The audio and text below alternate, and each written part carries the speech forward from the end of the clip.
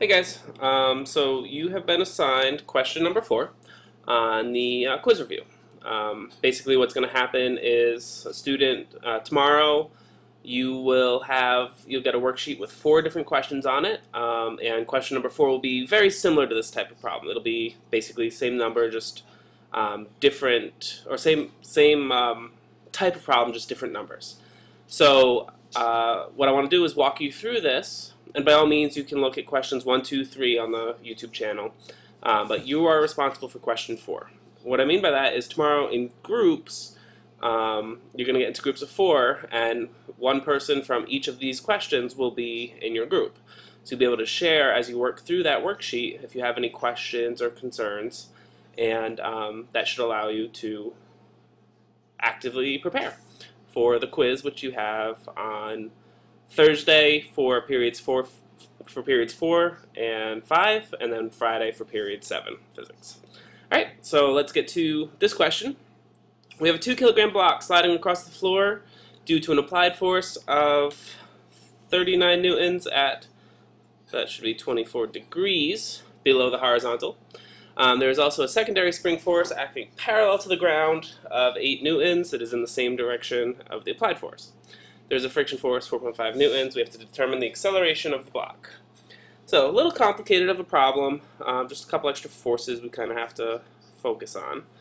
So here's our block. We're not on a ramp anymore, so we don't have to worry about that.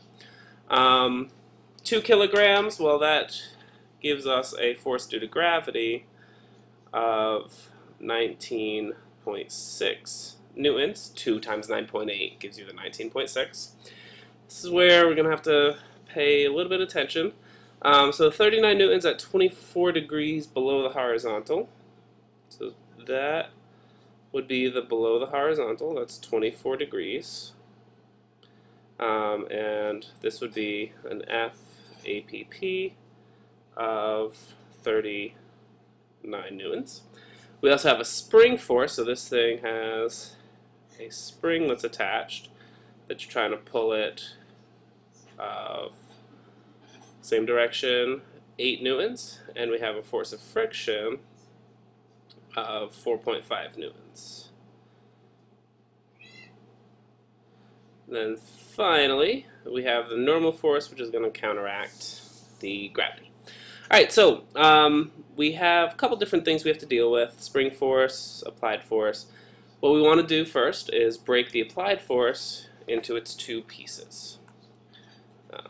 So the applied force, FAPPY,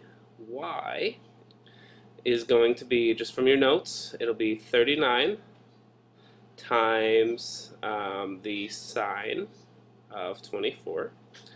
FAPPX is going to be 39 times cosine 24. So let's get actual numbers here. 39 sine 24 is 15.86 newtons. 39 cosine 24 is 35.63 newtons. So I can rebuild a true free body diagram using that information. I have a force of gravity equal to 19.6 newtons. I have a APPY, which is acting down because this is going over and down. So my APPY, which is this one, downward force, is an additional 15.86 newtons.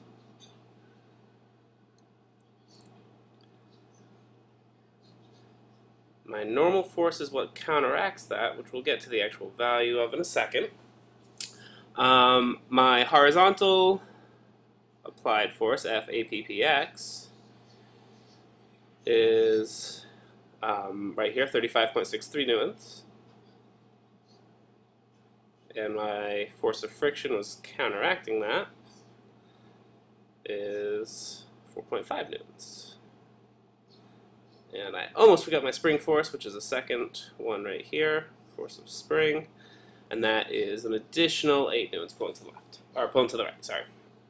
Alright, so We know that since this is on the ground, it's not going to come off the ground, it's not going to go into the ground, so that tells us that the net vertical force, F net y, is total up force, which the only up force is the normal force, minus the total down force. My total down force is 19.6 plus 15.86.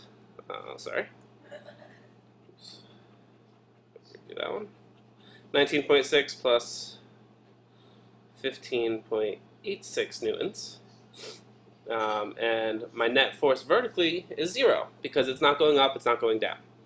So I can solve this, and I'm going to get normal force minus 19.6 plus 15.86, 35.46 equals 0, which obviously tells me that my normal force has to be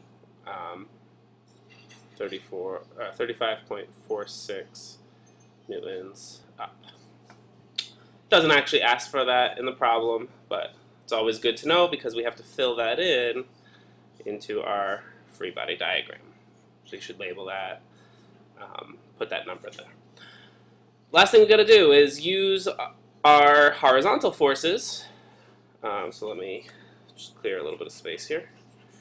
Use our horizontal forces to determine what our horizontal net force is, and then using our horizontal net force, we can find our horizontal acceleration, which is our overall acceleration.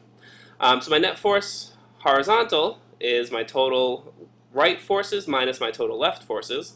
My total right forces, I have 8 plus my FAPPX, 35.63. I'm going to subtract my total left force, which is 4.5. So this whole thing is my F net x. That equals the mass, 2 kilograms, times AX.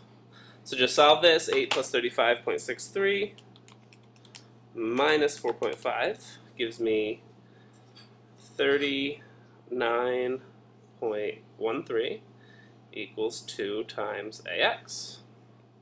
Divide by 2, and I get a horizontal acceleration of 19, it's a fast moving thing, 19.57 meters per second squared, and that, as drawn, would be moving to the right.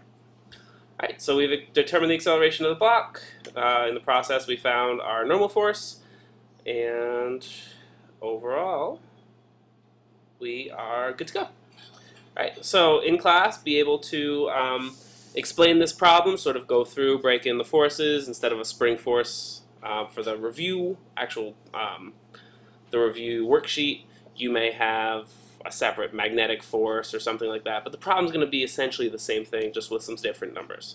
So if you understand this problem and can explain it, then you are perfectly all set for the activity that we will do tomorrow.